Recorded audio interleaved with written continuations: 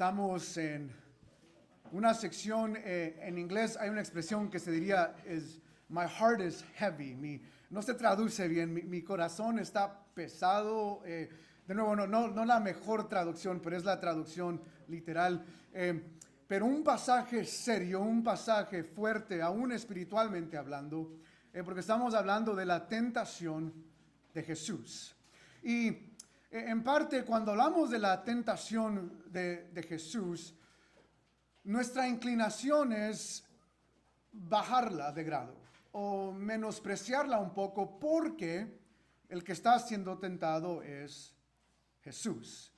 Y nuestra mente puede llegar a creer que la tentación de Jesús no es tan fuerte como nosotros somos tentados por lo mismo que es ¿quién? Es Jesús. O sea, claro que Jesús va a vencer.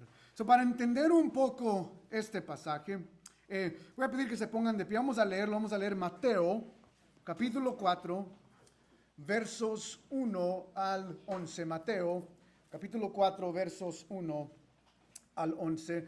Yo estoy leyendo la traducción de la Reina Valera del 1960. Y su palabra dice: entonces Jesús fue llevado por el Espíritu al desierto para ser tentado por el diablo. Y después de haber ayunado 40 días y 40 noches, tuvo hambre. Y vino a él el tentador y le dijo: si eres hijo de Dios, di que estas piedras se conviertan en pan. Él respondió y dijo: escrito está, no solo de pan vivirá el hombre, sino de toda palabra que sale de la boca de Dios. Entonces el diablo le llevó a la santa ciudad y le puso sobre el pináculo del templo y le dijo: si eres hijo de Dios, échate abajo, porque escrito está, a sus ángeles mandará acerca de ti, y en sus manos te sostendrán para que no tropieces con tu pie en piedra. Jesús le dijo: escrito está también, no tentarás al Señor tu Dios. Otra vez le llevó el diablo a un monte muy alto y le mostró todos los reinos del mundo y la gloria de ellos. Y le dijo: todo esto te daré, si postrado me adores. Entonces Jesús le dijo: vete, Satanás, porque escrito está, al Señor tu Dios adorarás y solo a él servirás. El diablo entonces le dijo, el diablo entonces le dejó, y he aquí vinieron ángeles y le servían. Esta es la palabra del Señor. Pueden tomar su lugar. Cuando hablamos de la tentación, la pregunta inmediatamente es: ¿qué es la tentación? Por ejemplo, si yo, saliendo de aquí como muchos de ustedes, que aún ahorita tal vez están pensando en dónde voy a comer o qué voy a comer porque el hambre nos gana, pero si yo al salir de aquí con la mucha hambre que voy a tener, alguien viene y me trae un plato lleno de tomate o de cebolla o de champiñones, eso para mí no es tentación, porque no me gusta el tomate y no me gustan los champiñones y no me gusta la cebolla. A lo que me refiero aquí es cuando hablamos de la tentación, la idea es que el enemigo nos tienta con las cosas que nos gusta, con las cosas que nuestra carne anhela, los deseos que nosotros queremos aún satisfacer. Y a veces esos deseos van en contra de la misma palabra de Dios. Eso es la tentación, es las cosas que anhelamos, que sabemos que no debemos comer. Y cuando el enemigo viene y nos tenta, o cuando los demonios vienen y nos tentan, ellos usan las cosas que nosotros anhelamos. Esa es la idea. El diablo no va a venir, o para ser específico aquí, los demonios o las huestes espirituales no van a venir a nosotros y tentarnos con cosas que no nos llaman la atención. De nuevo, para que quede claro, es tentación porque es algo que nosotros queremos hacer. Ahora, ¿cómo entonces entendemos la tentación de Jesús? Vamos a ver algunos pasajes para establecer un fundamento. Vaya conmigo a Santiago, capítulo 1, versos 14 y 15. Santiago capítulo 1, está después de Hebreos, capítulo 1, versos 14 y 15. Ahora notemos aquí, dice el pasaje, sino que cada uno es tentado cuando de su propia concupiscencia es atraído y seducido. Entonces la concupiscencia, después que ha concebido, da a luz el pecado, y el pecado, siendo consumado, da a luz la muerte. Si no entienden la palabra concupiscencia, la Nueva de las Américas básicamente lo define más en exactitud. La tentación viene de nuestros deseos. En otras palabras, el enemigo está jugando en su cancha.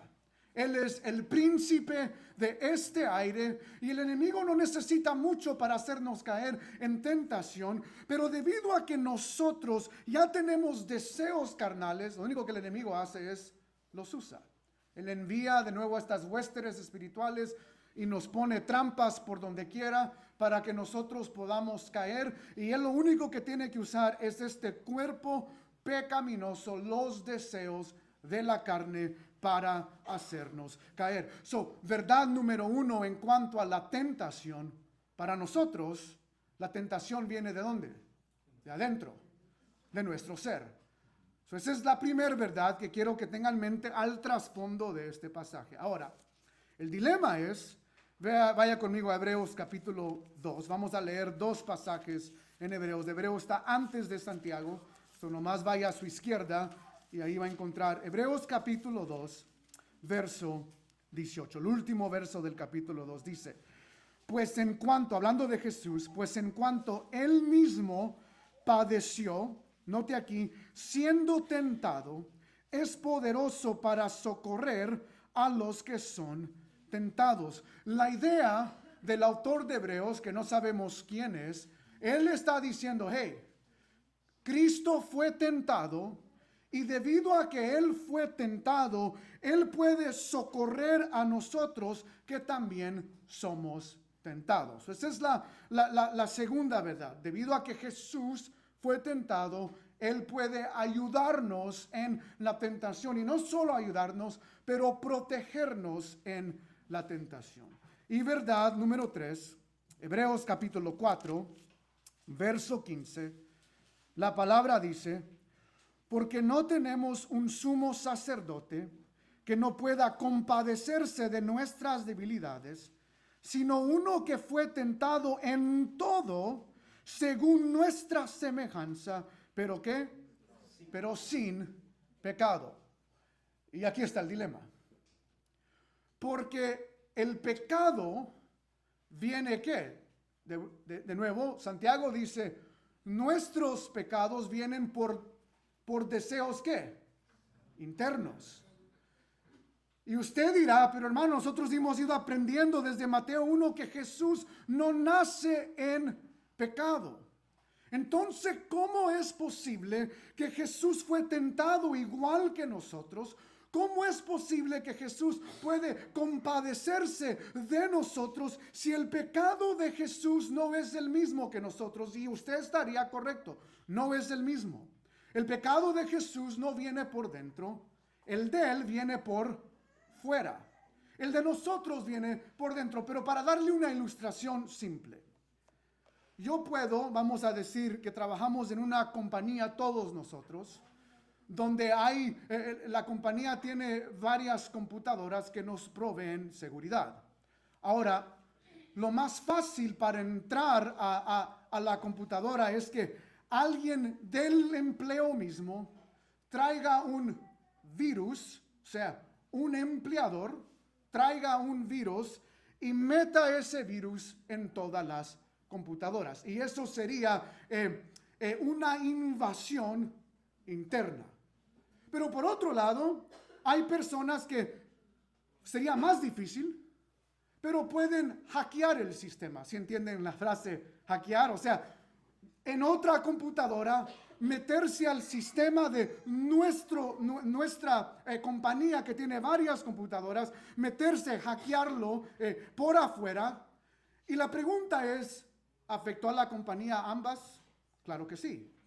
O sea, lo que quiero que vean es, ya sea que la tentación sea por nuestros deseos, o en el caso de Jesús, que es por un ataque externo, al final, el ataque sigue siendo ¿qué? Un ataque.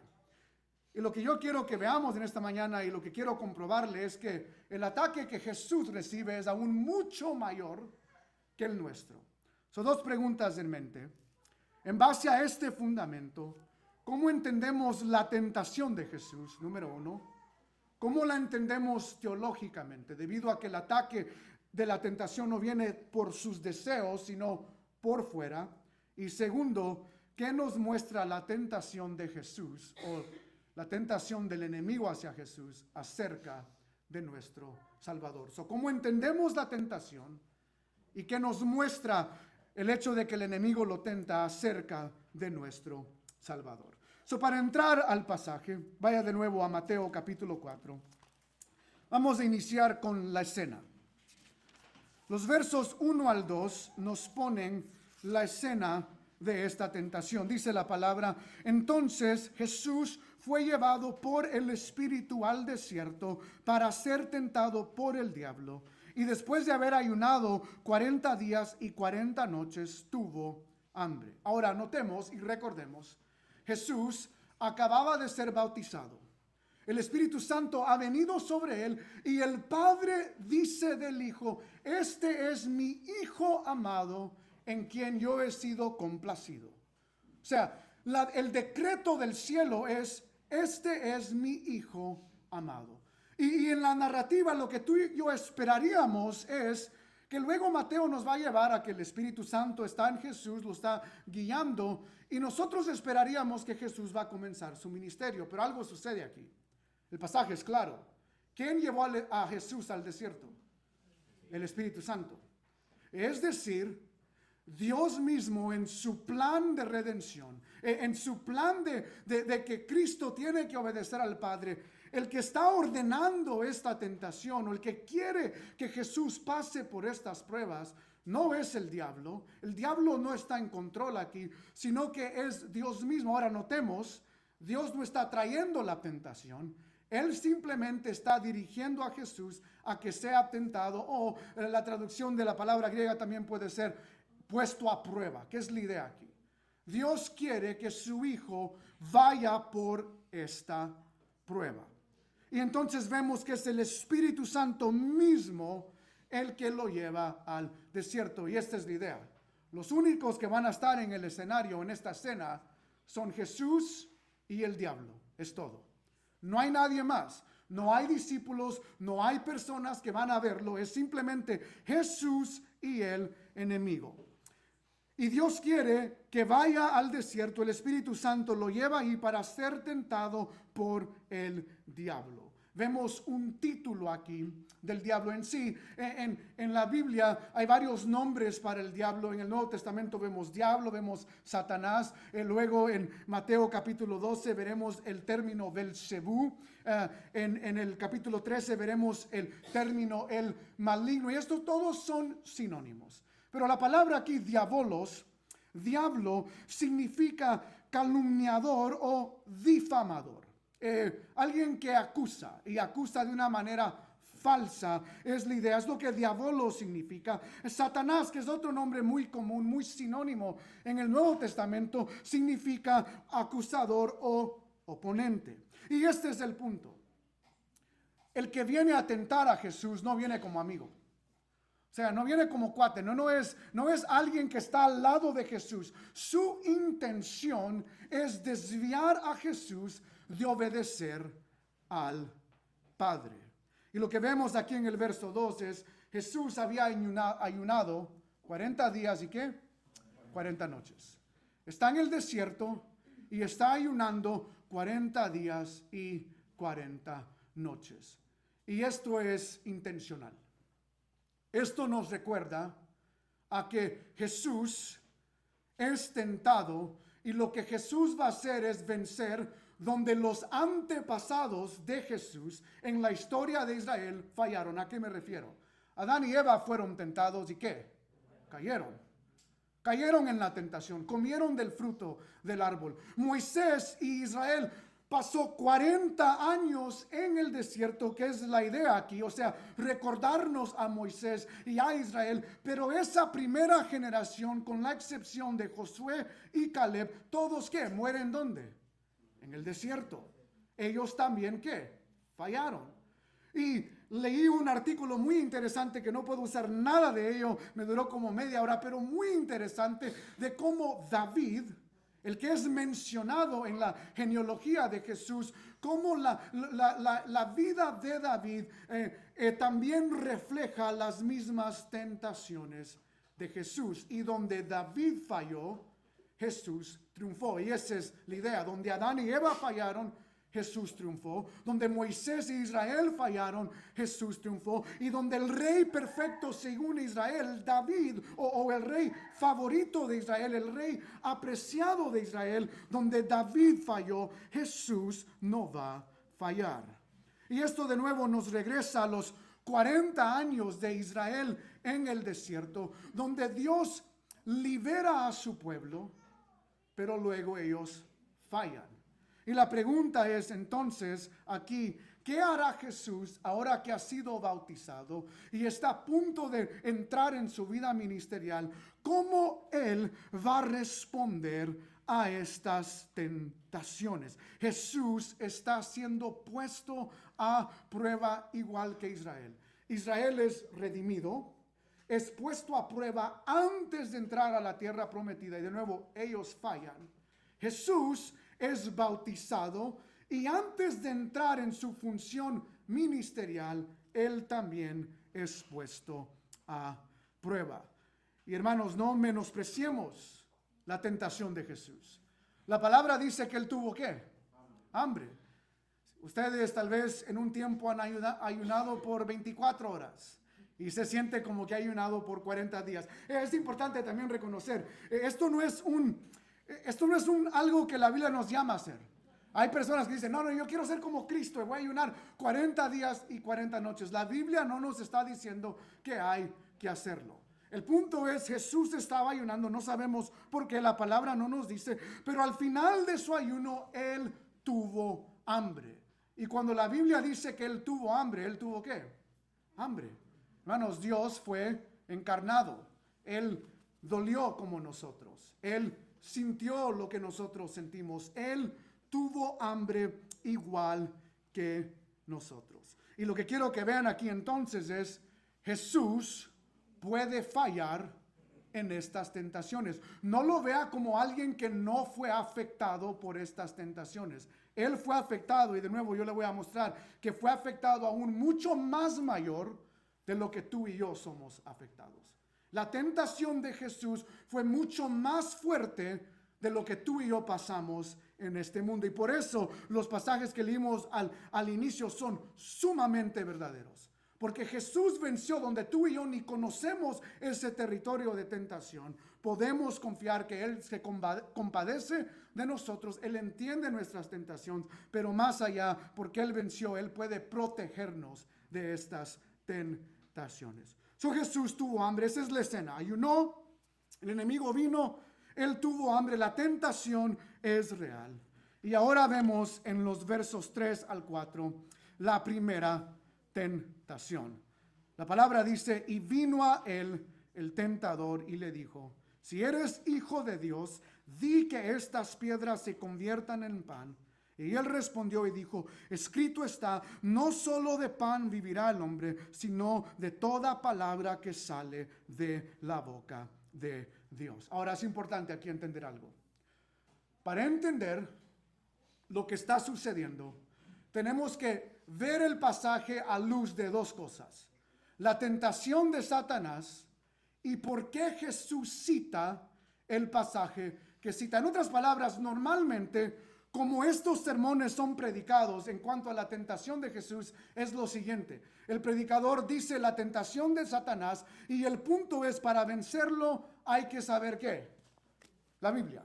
Porque Jesús hizo ¿qué? Citó la Biblia. Pero no es la idea aquí y sería algo muy simple en entender lo que está sucediendo. Jesús cita la Biblia, pero no cita la Biblia para que el enemigo vaya huyendo, sino que Jesús cita la Biblia y tenemos que entender que él pudo citar cualquier pasaje del Antiguo Testamento, pero escoge estos pasajes para desenmascarar la tentación del enemigo. Entendemos la idea. O sea, no es un patrón de cuando el enemigo venga, es bueno saber la Biblia, pero la idea de aquí, el pasaje no nos está enseñando que cuando tú eres tentado, simplemente regresa versículos a Jesús, al enemigo, perdón.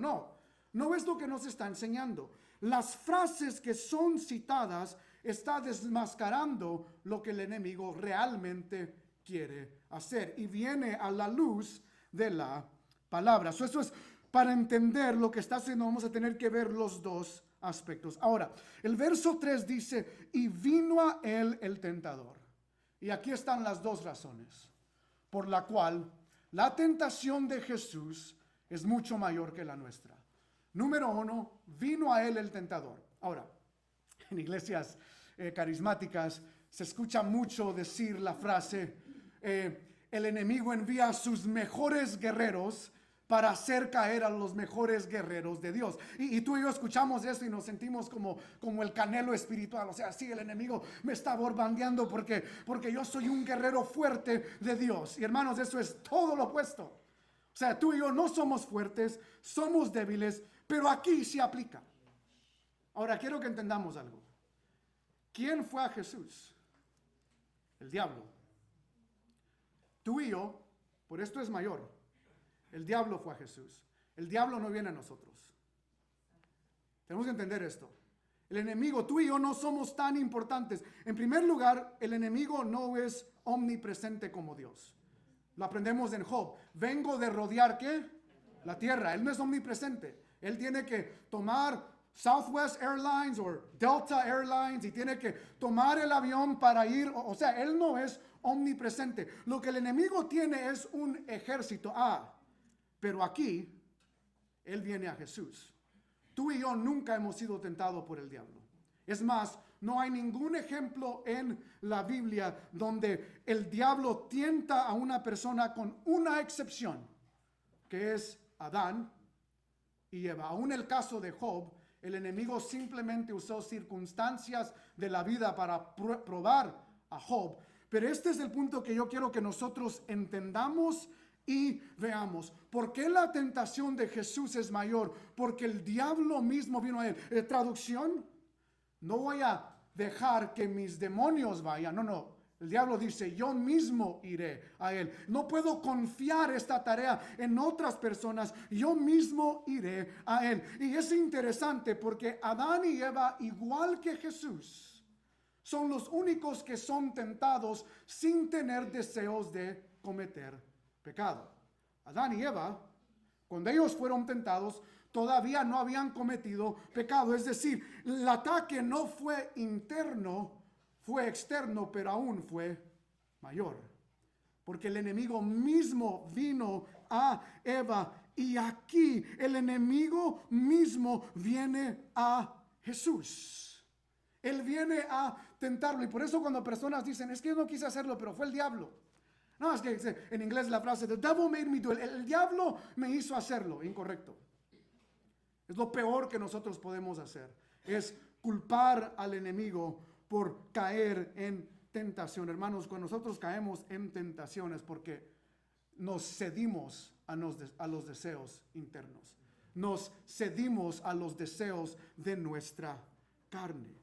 Y este es el punto aquí. Jesús es atacado específicamente por el enemigo. Y nota el ataque. Viene después de que el Padre ha dicho, si eres mi hijo amado. ¿Y qué dice el diablo a Jesús? Si eres ¿qué? El hijo de Dios. Y este es el patrón del enemigo. Es estos tres aspectos. Confusión, presunción y ambición. Confusión, presunción y ambición. Recordaremos que en el jardín del Edén, ¿dónde vino la confusión? El diablo, le dice a Eva, ¿realmente ha dicho qué? Dios. ¿Realmente ha dicho Dios que no puedes comer? O sea, confusión, causar duda. Si eres el Hijo de Dios, el Padre acaba de decir, este es mi Hijo amado, y Él quiere causar confusión en Jesús. Si realmente eres el Hijo de Dios, convierte estas piedras en pan. Vemos la confusión ahí. En el jardín del Edén, el enemigo le dice a Eva, si comes no morirás. Presunción. Aquí el enemigo le dirá a Jesús, tírate del templo, del monte del templo, y el Señor te tomará, te salvará, enviará a sus ángeles y te salvará. Es el pecado de presunción, es el mismo patrón. Tú no vas a morir, Jesús, aviéntate y verás que el Padre enviará a sus ángeles y te rescatará. Y luego el pecado de ambición. En el jardín del Edén, Satanás le dice a Eva, serás como Dios. Lo interesante ahí es que ellos habían sido creados a la imagen y semejanza de Dios. O sea, el enemigo siempre hace la oferta de pecado, algo que tenemos que anhelar, como que si fuera mucho mayor, pero es el pecado de la ambición. Adán y Eva, si comen, serán como Dios. Y aquí a Jesús le dirá, hey, adórame y tendrás todos los reinos del mundo. Mismo patrón, confusión, presunción y ambición. Es como el enemigo tienta. Ahora, ¿cómo entendemos entonces esta confusión? El mensaje a Jesús es, di que estas piedras se conviertan en pan. Y aquí tenemos que recordar el desierto. Israel es redimido por el Señor. Y aprendemos en Éxodo 16, 14 al 16, que Israel tiene hambre. Y Dios les da ¿qué del cielo? ¿Qué les provee? Maná. El maná del cielo, que significa ¿qué es esto? Porque cuando lo vieron no lo conocían. Y esta es la imagen. El maná cae, imagínate como que estuviera lloviendo pan del cielo, y ellos lo recogieron del suelo como si alguien recogiera piedras. La tentación es, hey Jesús, si eres el Hijo de Dios, haz lo que tu Padre ha hecho. Convierte estas piedras, así como en el desierto, en pan. Si eres el Hijo de Dios, haz el milagro que en una ocasión hiciste. Convierte estas piedras en pan. Vuelve a hacer el milagro del maná. Esa es la tentación. Compruébalo. Compruébamelo a mí, porque de nuevo Jesús está solo. Satanás está diciendo, compruébamelo a mí que eres el Hijo de Dios, haciendo el mismo milagro. Y es interesante notar que Jesús va a citar, todas sus respuestas vienen de la ley, del libro de Deuteronomio. Y él respondió y dijo, escrito está. Él está citando aquí a Deuteronomio capítulo 8, versos 2 al 3. Y quiero leérselos. La respuesta de Jesús. Él dice, y te acordarás de todo el camino por donde te he traído, Jehová tu Dios, estos 40 años en el desierto. Y aquí está, para afligirte, para probarte, para saber lo que había en tu corazón, si habías de guardar o no sus mandamientos. Misma idea. O sea, lo que quiero que vean aquí es, el Espíritu Santo lleva a Jesús al desierto, y aquí dice el pasaje que Dios quiso que Israel pasara hambre para ver si guardara sus mandamientos. El verso 3 dice del capítulo 8, y te afligió y te hizo tener hambre. Y aquí está la frase, la respuesta, y te sustentó con maná, comida que no conocías tú, ni tus padres la habían conocido, para hacerte saber, aquí está la frase, que no solo de pan vivirá el hombre, mas de todo lo que sale de la boca de Jehová vivirá el hombre. Y esta es la escena. La escena es, Dios quiso que Israel pasara hambre. Igual como Jesús, Él tuvo hambre. Y la razón por la cual Dios quiso que Israel pasara hambre es para que ellos reconocieran que no es importante satisfacer el hambre. Lo importante es reconocer quién es el que provee la satisfacción para satisfacer el hambre. Para decirlo de otra manera, el pan simplemente suple la necesidad de tener hambre. Pero Dios suple todas nuestras necesidades. Entonces, ¿cuál es la tentación? ¿Qué es la idea aquí? La tentación número 1 es la autosatisfacción. Hey, Jesús, tú no necesitas a Dios.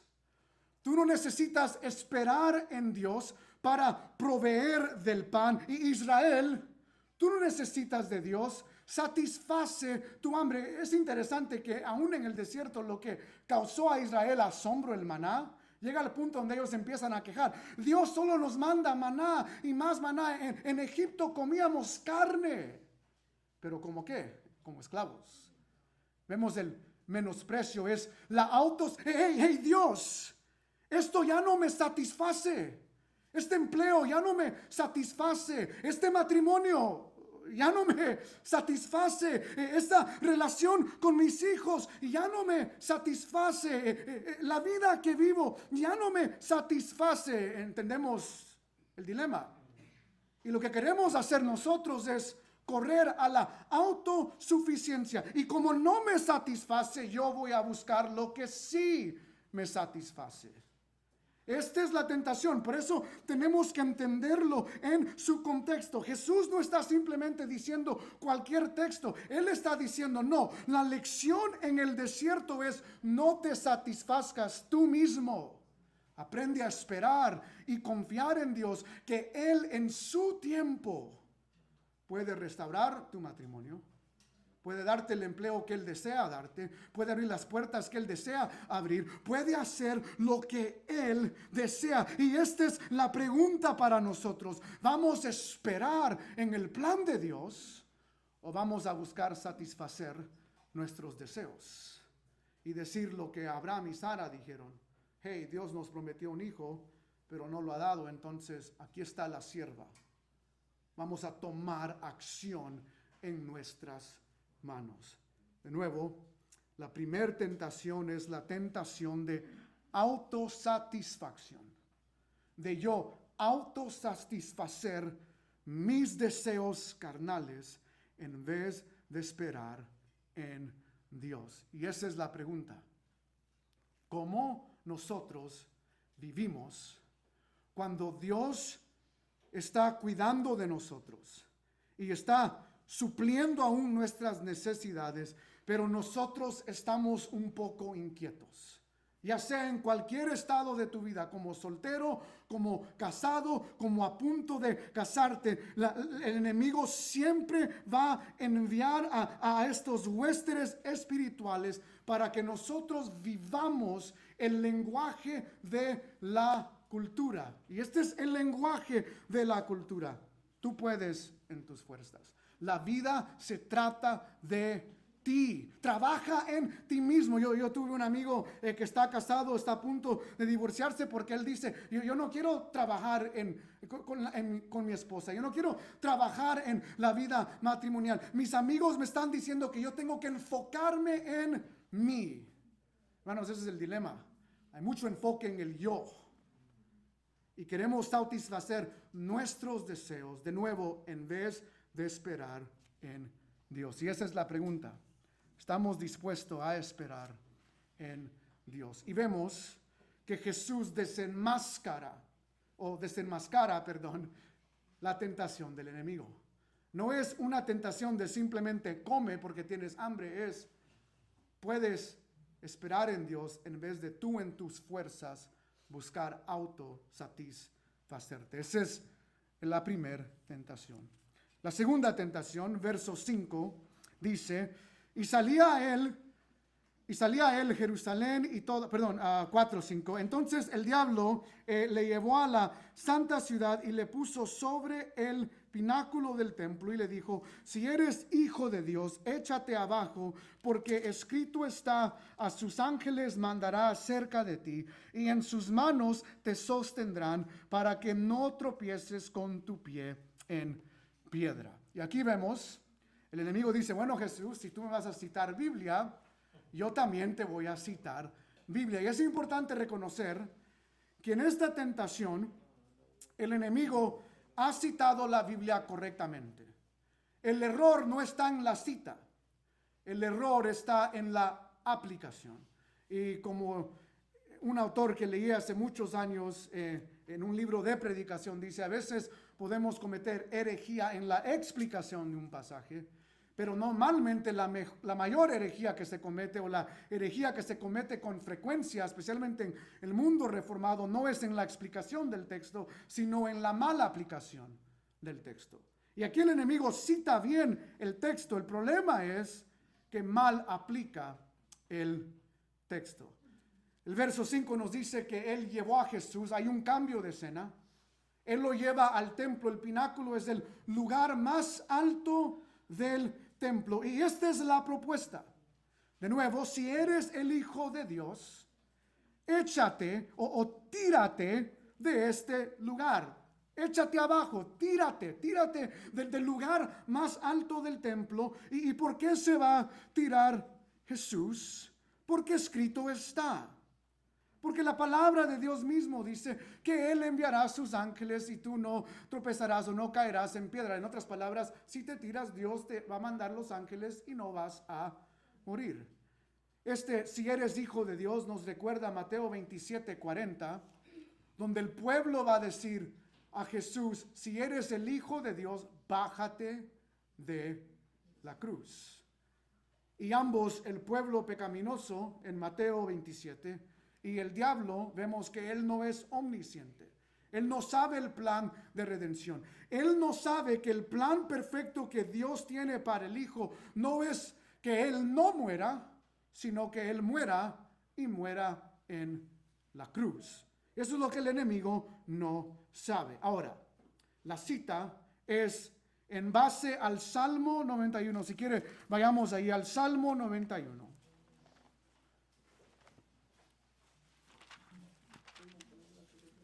Salmos 91, el verso 1, nos da el contexto del salmo. Un salmo muy famoso. El que habita al abrigo del Altísimo morará bajo la sombra del Omnipotente. Diré yo a Jehová: esperanza mía y castillo mío, mi Dios en quien confiará. Y esta es la idea del contexto del salmo. El contexto del salmo es un salmo de protección, de que Dios realmente protege a sus hijos. Por eso la cita es adecuada. La cita se encuentra en Salmo 91, versos 11 al 12. Mira lo que dice: pues a sus ángeles mandará acerca de ti, que te guarden en todos tus caminos, en las manos te llevarán, para que tu pie no tropiece en piedra. Y de nuevo, la cita es bien dicha. El problema es que es mal aplicada. ¿Cuál es la diferencia en la aplicación? En el Salmo 91, la idea es que Dios nos protege en cualquier aspecto de nuestra vida si nos refugiamos en Él. Aún en los tiempos de incertidumbre, en su protección, Dios puede enviar a ángeles que nos protejan, que nos guarden en nuestros caminos, para que no tropiece nuestro pie en piedra. Pero noten aquí es donde viene la mala aplicación. La idea del Salmo 91 es que el mal viene a nosotros. Pero ¿qué es lo que el diablo quiere que Jesús haga? Que Él busque el mal. ¿Notan la diferencia? En ninguna ocasión en el Salmo 91 Dios nos está llamando a buscar el mal y luego pedir protección. Esa es la diferencia. Aquí en el Salmo 91 es: el mal vendrá a ti, pero ten confianza. habita en la sombra, mora en la sombra del Altísimo y confía en Él. Pero lo que el diablo quiere que Jesús haga es que Él busque lo malo y luego que Dios lo bendiga. Y eso es lo que hacemos nosotros. Dios bendice mi relación, pero estoy en yugo desigual. Estoy en noviazgo con Pepe Locuaz, o sea, por su locura. Pero yo quiero que Dios bendiga mi relación. Ay, Padre, yo voy a ir al médico y que el azúcar esté bajo y que el colesterol esté bajo. Dios, cuida de mi salud. Pero antes de entrar al médico me eché 5 Big Macs. O sea, no concuerda. O los estudiantes, Dios, ayúdame a pasar este examen. Dios, yo soy tu hijo, aún diezmé el domingo, o sea, y ni colectan diezmo, pero yo diezmé, ayúdame a pasar el examen. Pero no es tu día. Nosotros lo hacemos todas las veces. Tú y yo vivimos en este mundo de pedirle a Dios cosas que Él bendiga sabiendo que están mal. Hermanos, Dios no puede contradecir su palabra. Aquel que vive en pecado, ¿cómo puede pedir que Dios bendiga su pecado? Aquel que vive en abierta rebelión, ¿cómo puede decir que Dios bendiga su rebelión? Pero nosotros vivimos en este mundo. Queremos que Dios bendiga las cosas que sabemos que van en contra de su palabra y Dios no lo puede hacer. Y eso es lo que el enemigo quiere que Jesús haga. Que Dios bendiga el hecho de que Él está buscando el mal. Y por eso la cita. La cita viene de Deuteronomio capítulo 6. Si quieren, vayan conmigo a Deuteronomio capítulo 6. Y la cita es en sí una cita de contexto. Tenemos que entender el contexto. Pero está en Deuteronomio capítulo 6. Verso 16. No tentaréis a Jehová vuestro Dios como lo tentasteis en Masá. Entonces la pregunta es, Jesús cita esto, pero para entender la tentación tenemos que entender cómo Israel tentó a Dios en Masá. Por eso de nuevo, no tentarás a nuestro Dios como lo hiciste aquí. La historia se encuentra en Éxodo 17, 1 al 7. Y aquí es donde el pueblo murmura porque tiene sed. Se los voy a narrar, no tienen que ir ahí. Pero el pueblo murmura porque tiene sed y querían agua. Pero aquí es como tentaron al Señor. En el verso 7 ellos dicen, y amó el nombre de aquel lugar Masá y Meriba por la rencilla de los hijos de Israel y porque tentaron a Jehová diciendo, esto es lo que dijeron, ¿está pues Jehová entre nosotros o no? Traducción. Dios, si realmente cuidas de nosotros, ¿por qué no nos has dado agua? ¿Por qué nos estamos muriendo de sed? Dios, si realmente nos amas, si realmente nos quieres, si realmente somos tus hijos, ¿por qué nos estás permitiendo pasar por sed? Entonces, la tentación o la oración no es una oración genuina, es una oración de manipulación. Y esta es la segunda tentación. Es a propósito que Jesús cita Deuteronomio 6:16. No tentarás a Dios como Israel lo hizo en Masá. Israel quiso manipular a Dios que les diera agua. Y aunque Dios les va a dar agua, el pecado de Israel es la manipulación. Y esta es la idea entonces.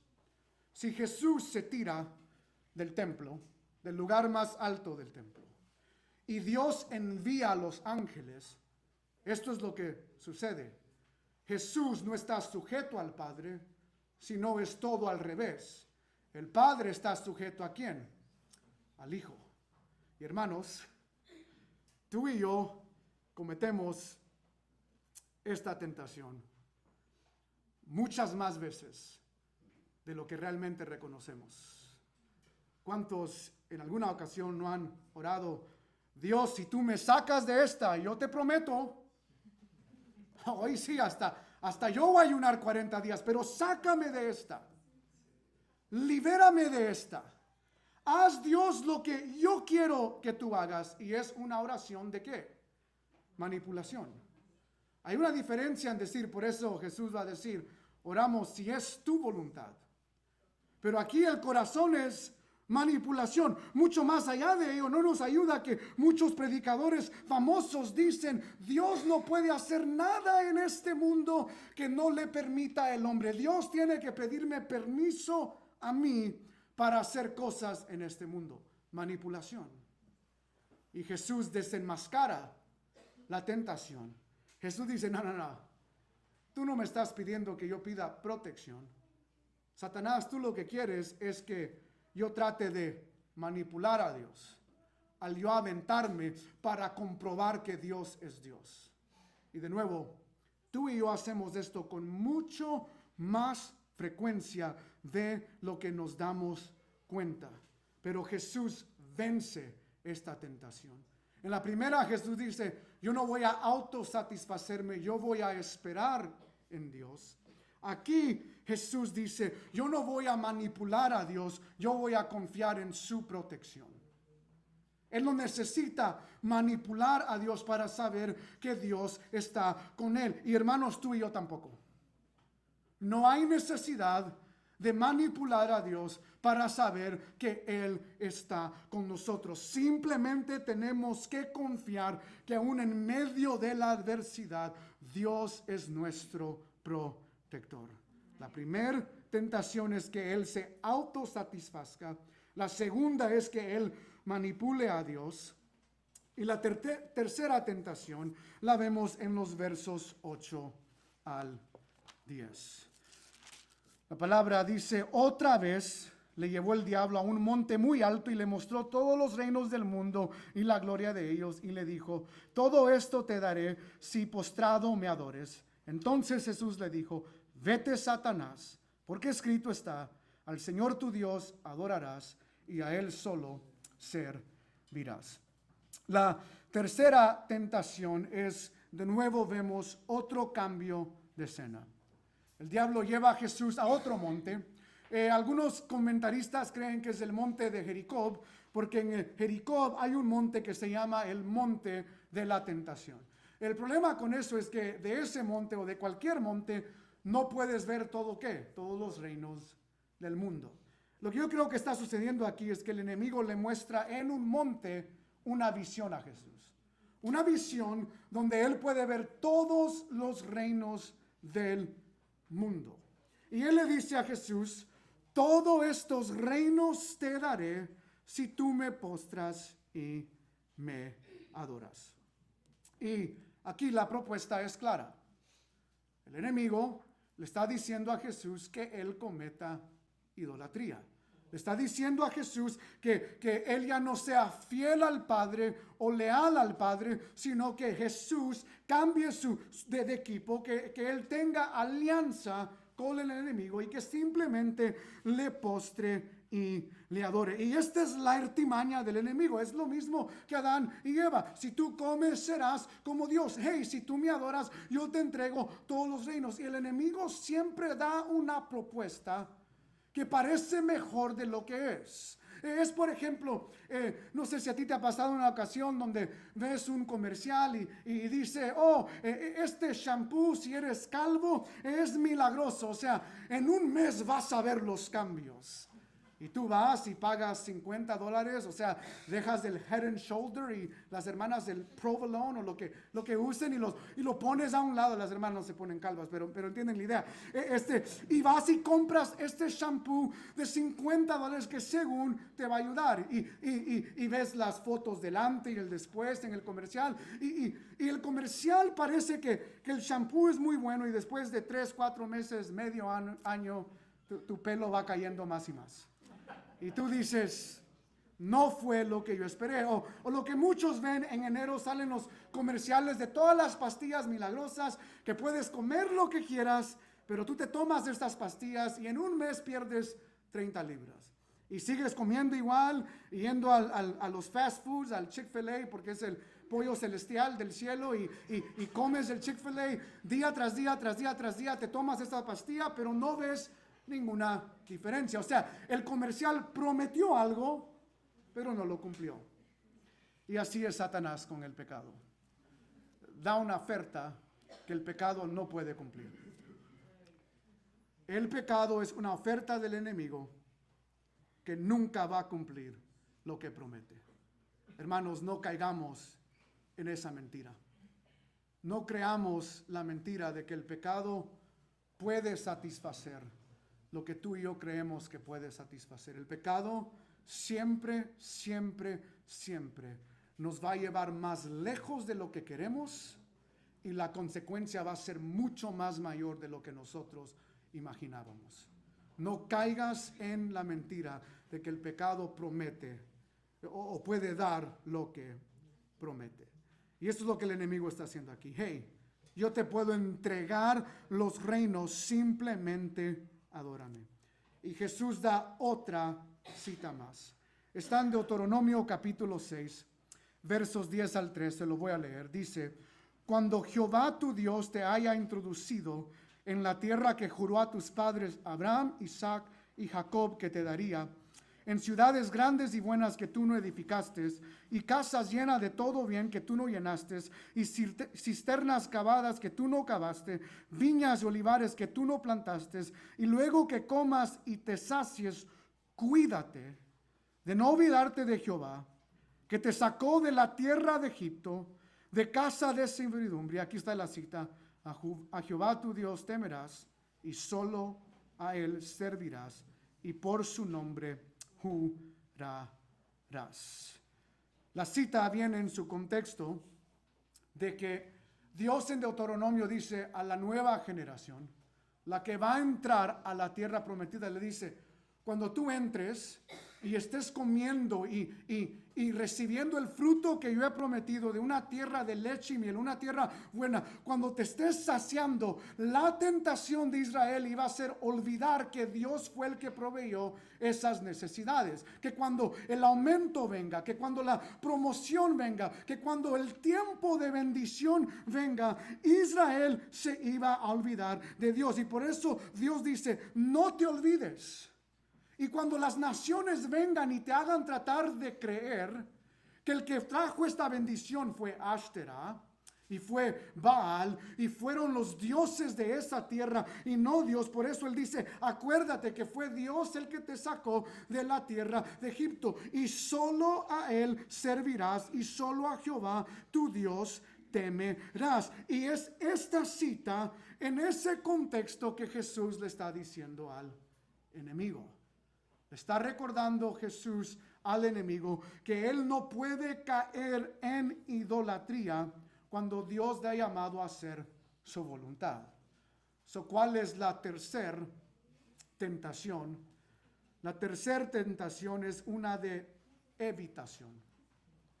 Jesús evita sufrir en la cruz. Y si quieres ser rey de reyes y Señor de señores, como tu Padre lo ha prometido, yo tengo, en inglés diríamos, un shortcut. Yo tengo un corte camino, no creo que sea la expresión, pero creo que ustedes la entienden. Tengo una manera donde tú puedes saltar todo el proceso de cargar la cruz y sufrir en la cruz y sufrir la muerte y sufrir el tiempo de sepultura. Y yo tengo un plan mucho más fácil. Adórame y todo será tuyo. La tentación es una de evitación, de evitar el sufrimiento que le viene a Jesús. Y hermanos, de nuevo nosotros caemos mucho en esto. Nosotros queremos evitar los tiempos que un Dios tiene marcado, que la Biblia dice: los tiempos de prueba son para nuestro bien. Producen madurez, producen paciencia, pero muchas veces tú y yo queremos evitarlos.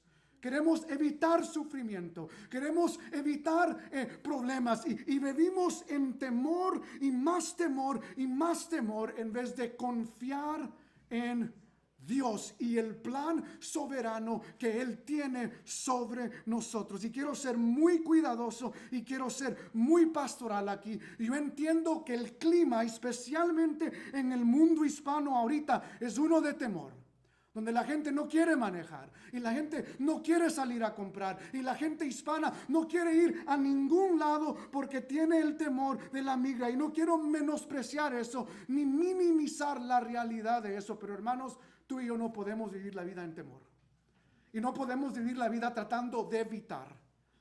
Tenemos que confiar que Dios es soberano. Yo no puedo decir, aún en mi espiritualidad, no quiero pecar, entonces me voy a ir a un monte alto y voy a vivir toda mi vida en soledad porque no quiero pecar y voy a evitar todos estos problemas. No es la manera de vivir. Tú y yo tenemos que reconocer lo que Jesús reconoce aquí. Yo no puedo evitar la cruz del Calvario. Yo no puedo evitar lo que Dios tiene enfrente de mí. Y por eso Jesús le dice, hey, no, Satanás. Yo solo voy a servir y adorar a mi Padre, aun si en su plan perfecto y soberano incluye que yo pase este sufrimiento. Oh, y gracias a Dios que Él lo hizo. Y gracias a Dios que Él venció esta tentación, porque tú y yo ahora tenemos vida y vida eterna en Cristo Jesús. Imagínate si Jesús se dobla aquí, ¿qué esperanza tendríamos tú y yo de ser redimidos? No habría ninguna. Pero porque Cristo vence esta tentación y todas estas tentaciones, tú y yo no solo tenemos salvación, pero esperanza de vida eterna. Y si tú estás fuera de Cristo y lejos de Cristo y en una apatía de un corazón frío fuera de Cristo, hermano, regresa hoy a Cristo. Hoy es el día de salvación. Hoy es el día de reconocer que Él venció donde nosotros siempre caemos, pero Él venció para redimirnos de nuestros pecados y darnos vida eterna. Arrepiéntete de verdad y sigue a Cristo. Esas son las tentaciones. De nuevo, autosatisfacción, manipulación y evitación. Y vemos el resultado. El verso 11 simplemente dice, el diablo entonces le dejó. Lucas agrega la frase para buscar otro tiempo oportuno. Pero Mateo simplemente dice, el diablo entonces le dejó y he aquí vinieron ángeles y le servían. La palabra servir es la palabra diaconeo que vemos en Hechos 6. Y la idea aquí es que los ángeles, muy similar a Elías con los pájaros que vienen a darle de comer. La idea aquí es que le servían no en el sentido de que le estaban adorando o postrándose como muchos se imaginan, sino que le sirvieron el hambre que Jesús tenía. Pero aquí está lo importante, el verso 11. El diablo entonces le dejó. Y aquí llegamos a la primera pregunta. ¿En qué es entonces la tentación de Jesús?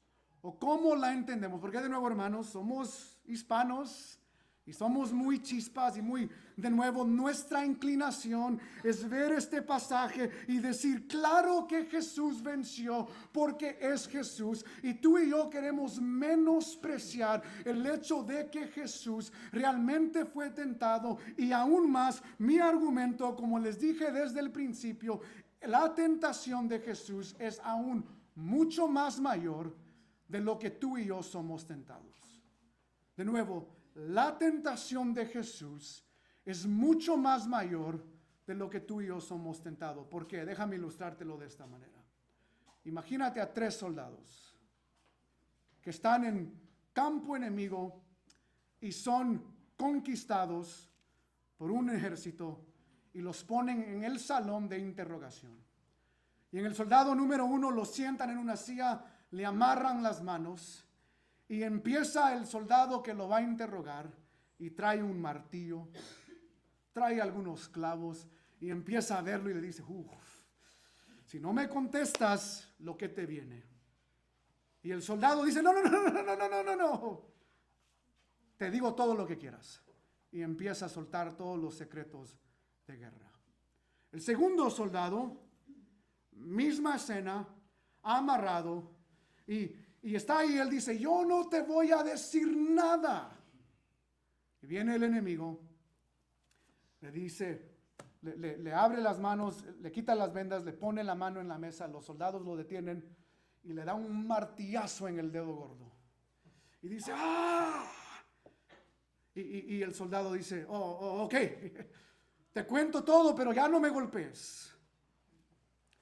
Pero el tercer soldado, lo bofetean, lo amartillan, le pegan al punto que no dice nada y muere. Pregunta, ¿quién sufrió la prueba más fuerte? Respuesta, el tercer soldado. Porque él sintió todo el furor del enemigo, mas no cayó. Hermanos, tú y yo somos el soldado primero. El diablo simplemente nos muestra y nosotros como Eva comemos. Pero Jesús puede compadecerse de nosotros porque Él ha pasado lugares de tentación donde tú y yo ni hemos llegado cercas. Él sufrió el furor mayor del enemigo y sin embargo negó su autosatisfacción, negó manipular a Dios, negó evitar el sufrimiento que Dios tenía para él. Y por lo tanto, como leímos al inicio, cuando la palabra de Dios dice, porque Él fue tentado, Él nos puede proteger, tú y yo podemos confiar en la verdad de que Él es nuestra provisión, Él es nuestra protección y podemos confiar en la voluntad que Él tiene para nosotros. Porque Jesús triunfó, tú y yo podemos confiar en que Él también ha triunfado por nosotros. Vamos a orar en esta mañana. Padre, te damos gracias por tu palabra. Espíritu Santo, ilumina la verdad de este texto. Haznos ver la maravilla del Salvador al redimirnos. Haznos ver la maravilla del Salvador a ser tentado en maneras que nosotros no podemos ni imaginarnos, pero ver que Él allí triunfó. Padre, yo te pido que tú nos guardes día tras día en no caer en estas tentaciones, sino correr a ti, correr a tu Hijo amado, porque Él ha vencido al tentador. Ayúdanos a nosotros, Padre Celestial, a vivir una vida en santificación, confiando en tu protección, confiando en tu voluntad, Señor, confiando en tu provisión para nosotros. En el nombre de Jesús te lo pedimos. La Iglesia de Cristo dice, amén.